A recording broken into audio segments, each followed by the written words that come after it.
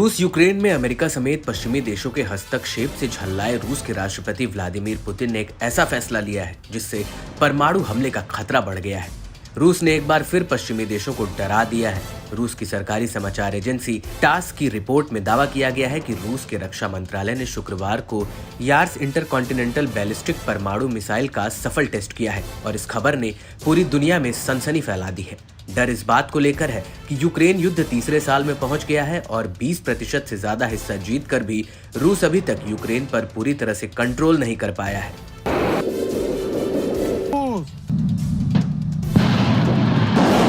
जबकि पश्चिमी देशों की तरफ से यूक्रेन को हथियार सप्लाई को लेकर नए समझौते किए जा रहे हैं।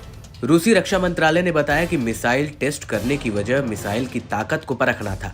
रूस ने पश्चिमी देशों पर परमाणु हमले की धमकी के 24 घंटे के अंदर ही न्यूक्लियर मिसाइल टेस्ट किया है। ये मिसाइल परमाणु हथियार ले जा सकती है। रूस की सरकारी मीडिया की ओर से वीडियो जारी किया गया है जिसमें 50,000 किलोग्राम और 75 फीट की मिसाइल को एक मोबाइल लॉन्चर से दागते हुए दिखाया गया है। इससे पहले पुतिन ने राष्ट्र के नाम संबोधन में 2.5 घंटे का भाषण दिया था जिसने उन्होंने परमाणु हथियारों के इस्तेमाल की धमकी दी थी। पुतिन की यह धमकी नेटो देशों के लिए थी। उन्होंने नेटो को यूक्रेन युद्ध में हस्तक्षेप न करने को कहा था। इसके अलावा उन्होंने इस दौरान परमाणु हथियारों से जुड़ी वार्निंग भी दी थी। पुतिन ने कहा था कि जिसने भी रूस पर हमला किया उसे दूसरे विश्व युद्ध से ज्यादा खतरनाक परिणाम देखने को मिलेगा। समाचार एजेंसी टास की रिपोर्ट के मुताबिक रूसी रक्षा मंत्रालय ने कहा कि राज्य टेस्ट कॉस्मोड्रोम प्लेसेट्स्क में योस्कर ओला मिसाइल फॉर्मेशन के कर्मचारियों ने अंतर महाद्वीपीय बैलिस्टिक मिसाइल PGR के यार्स को लॉन्च किया। ये मोबाइल बेस्ड मिसाइल है, यानी इसको एक जगह से दूसरी जगह आसानी से ट्रक की मदद से ले जाया जा सकता है। क्या अब दूसरे विश्व युद्ध से भी बुरे होंगे हालात?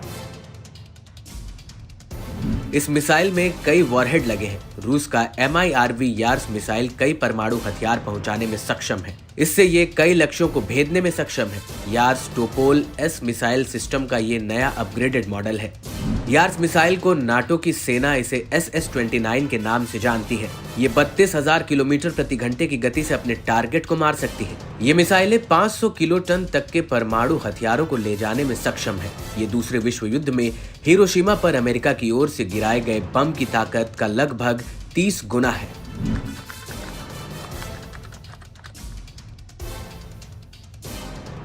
पुतिन ने कहा कि हमारे पास ऐसे हथियार भी हैं जो पश्चिमी क्षेत्र में लक्ष्य पर हमला कर सकते हैं। उन्होंने कहा, हम नाटो देशों को सुझाव दे रहे हैं कि न डरा रहे हैं। यूक्रेन के साथ नाटो देशों के आने पर परमाणु संघर्ष का वास्तविक खतरा पैदा हुआ है, जिसका मतलब हमारी सभ्यता का विनाश होगा।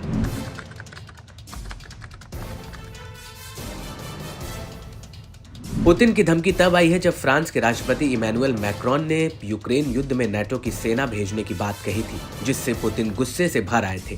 हालांकि बाद में नेटो की तरफ से कहा गया कि उसका यूक्रेन युद्ध में शामिल होने का कोई इरादा नहीं है, जबकि पुतिन ने डराने वाले संबोधन में साफ शब्दों में चेतावनी दी थी कि अगर नेटो इस युद्ध में शामिल होता है तो रूस परमाणु हथियारों का इस्तेमाल करेगा, जिससे दूसरे विश्व युद्ध से भी खतरनाक परिणाम होंगे।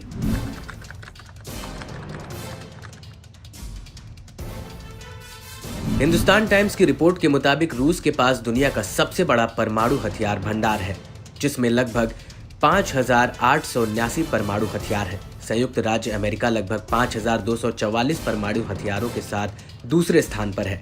रूस और संयुक्त राज्य अमेरिका दोनों दुनिया के 90% परमाणु हथियारों पर नियंत्रण रखते हैं। सभी देश की ओर से लगभग 1,670 रणनीतिक परमाणु हथियार तैयार किए गए हैं। ऐसे में ये देखना काफी अहम रहेगा कि इन सारी तैयारियों और इससे होने वाले खतरों के बावजूद खुद पुतिन फाइनली क्या रणनीति अपनाते हैं और अमेरिका के साथ पश्चिमी देश इसका जवाब कैसे देते हैं।